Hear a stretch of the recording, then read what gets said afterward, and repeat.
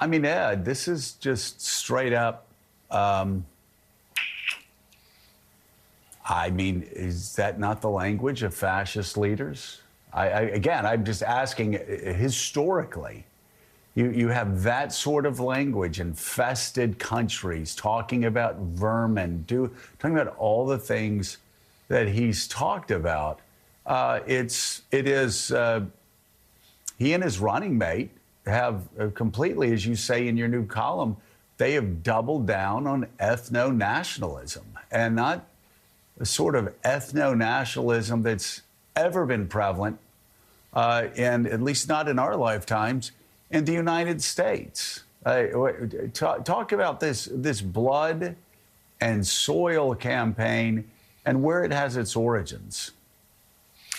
Yeah, well, I think you hint very accurately at its fascist origins. In the American context, it's America First origins, which was explicitly fascist and Nazi adjacent. But let's just sort of take the irony of Trump speaking at an event last night here in D.C. that's about combating anti-Semitism and using the oldest anti-Semitic trope of all at this conference, which is, you Jewish Americans, you're all loyal to Israel. You all have dual loyalty, and therefore, because I'm pro-Israel, you don't understand your interests unless you vote for me. That is the oldest sort of anti-Semitic trope in American politics, the allegation of dual loyalty, and he goes there and makes that, and of course links it to what is at the root of almost everything Trump does and says, his own idea of victimhood, his own sense of being the victim of conspiracies carried out by other people. So the irony of that is extraordinary. As regards Mark Robinson, J.D. Vance, J.D. Vance's Blood and Soil Nationalism, the kind of conservative movement or Republican Party we would like to see in America, is what J.D. Vance used to be, which is not an ethno-nationalist. He was a libertarian, but he was a thoughtful one. We saw that in Hillbilly Elegy. He was self-questioning, thoughtful, open to debate, open to ideas. He's now gone to the other end of the spectrum, to blood and soil nationalism, because that is what Trump wants. He was quite right when he described Trump as a potential American Hitler a few years ago. Now he's signed up to this potential American Hitler, and we see all the weird, sort of morbid manifestations of a party that's chosen that route. Mark Robinson, the self-declared black Nazi, being one of them. It is exactly what you expect to happen when a party chooses the ethno-nationalist fascist route, and I don't use that word lightly. Well, I mean, you're actually just paraphrasing what J.D. Vance warned of when Donald Trump ran for president before. He also, of course, told Christians that they should not vote. If they were Christians, they should not vote for Donald Trump.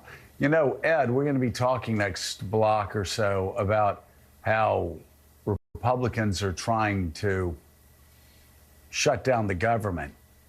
Shut down the government. Mitch McConnell said it would just be complete lunacy because they don't want people from other countries to have an impact in this election. Of course, it would be illegal for people, illegal immigrants, to vote here, and they know that, so they're basically going to shut down the government to say that something that's illegal is illegal.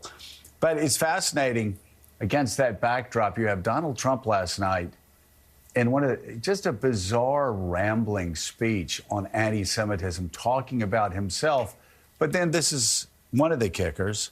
Israel has to defeat Kamala Harris. A foreign country has to defeat Kamala Harris. I don't even know where to begin with that.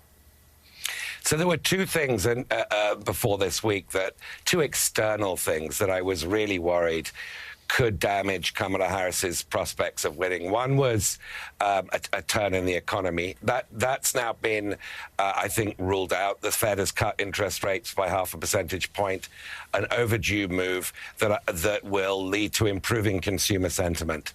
And I think it's not the reason the Fed did this, but it will help Kamala Harris's prospects. The other, which could wipe out all the benefits of that 0.5 percentage point cut, is a war in the Middle East, specifically a war between Israel and Hezbollah. However that starts, whether that's an Israeli ground operation in Lebanon, very high risk. I mean, that's a real quagmire, we know historically.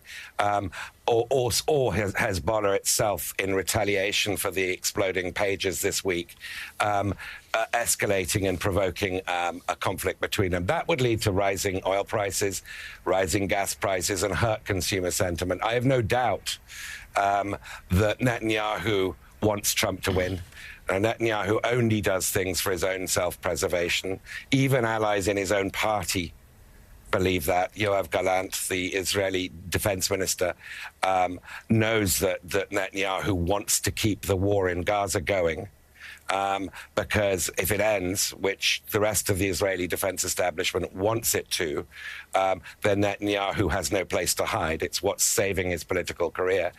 But I've no doubt that Trump and Netanyahu will be on the phone to each other and are acutely aware of what a wider conflict would do to Kamala Harris's prospects. That was my other concern, and it's getting more intense, that concern, with events going on there. And again, an event ostensibly last night about anti-Semitism. Donald Trump not talking really about anti-Semitism, but in a rambling speech, as Joe said, that was just self-pity. If I don't win this election, in my opinion, the Jewish people would have a lot to do with it. U.S. national editor at the Financial Times, Ed Luce. Ed, thanks so much as always. Still ahead, former U.S. ambassador to the United Nations, Susan Rice. She'll join the show.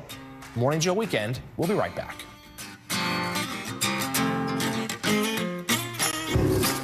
No importa el ritual, asegúrate de estar listo para el partido con T-Mobile. ¿Pero listo? ¡Listo! Obtén 4 líneas ilimitadas con llamadas internacionales incluidas por solo $30 por línea. Y llévate 4 Samsung Galaxy S24 con Galaxy AI por cuenta nuestra.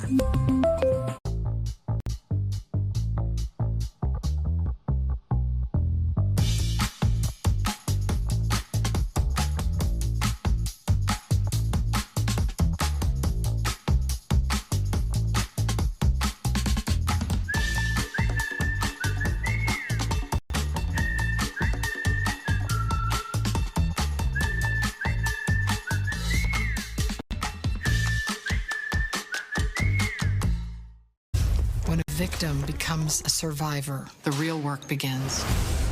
We have an obligation to seek the truth. I'm not asking you to trust the system. I'm asking you to trust me. NBC's Law & Order, new October 3rd. Set your DVR. Thousands of women with metastatic breast cancer are living in the moment and taking Ibrance. Ibrance with an aromatase inhibitor is for adults with HR-positive, HER2-negative metastatic breast cancer as the first hormonal-based therapy. Ibrance plus letrozole significantly delayed disease progression versus letrozole. Ibrance may cause low white blood cell counts that may lead to serious infections. Ibrance may cause severe inflammation of the lungs. Both of these can lead to death. Tell your doctor if you have new or worsening chest pain, cough, or trouble breathing. Before taking Ibrance, tell your doctor if you have fever, chills, or other signs of infection, liver or kidney problems, or plan to become pregnant, or are breastfeeding. For more information about side effects, talk to your doctor. Be in your moment. Ask your doctor about Ibrance, a Pfizer product. A good deal shouldn't make you choose. That's why Subway just dropped the price on all their subs. 20% off any sub, any size. Wait, Subway did what? 20% off any sub, any size? Yep. For a limited time, get 20% off any footlong or 20% off any 6-inch when you order in the app. Get 20% off your favorite sub at Subway while the deal is still on. Enjoy an MVP rewards for even more great deals. At Avocado, how you sleep matters. Whether you crave indulgent luxury, a naturally cool night's sleep, ergonomic back support, or all of the above, sleep is never a one-size-fits-all at Avocado. And because your health and our planet is what matters most to us, Avocado's certified organic mattresses are made with natural and renewable materials.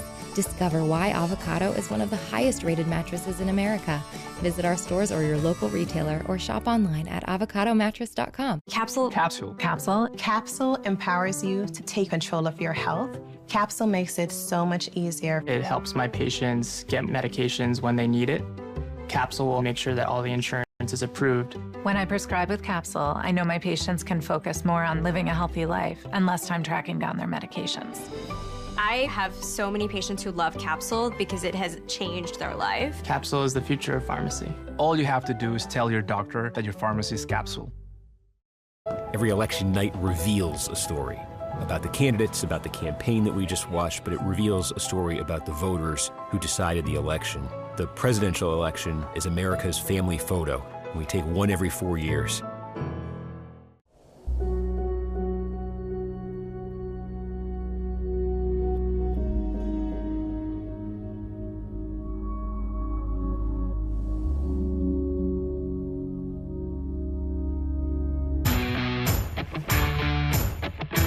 We have more now on how the issue of immigration is playing out in this election. Donald Trump is doubling down on his promise to carry out large-scale deportations of migrants if he retakes the White House. The former president stated last week he'd start the program in Springfield, Ohio, where he and his running mate J.D. Vance continue to push the lies about Haitian migrants eating pets. Well, unfortunately, Donald Trump, while thinking about beautiful Bagram, Alaska, was also confused in talking about the Venezuelan immigrants in Springfield instead of the Haitians. And in the wake of those comments, but you get the idea. Social media post by senior Trump advisor Stephen Miller has resurfaced from last year, highlighting the denaturalization project that began in the Trump administration, with plans to turbocharge it during a second Trump term.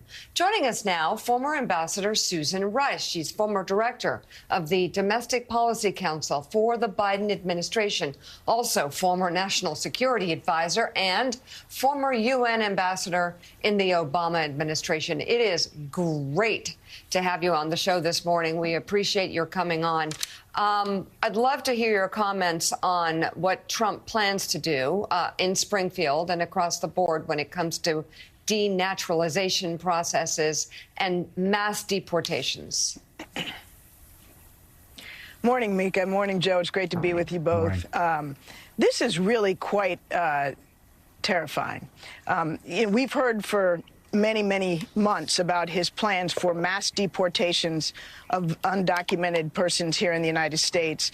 That would be hugely violent and disruptive, separating families, causing millions to be expelled through the use of force. But what he's saying now is something quite different.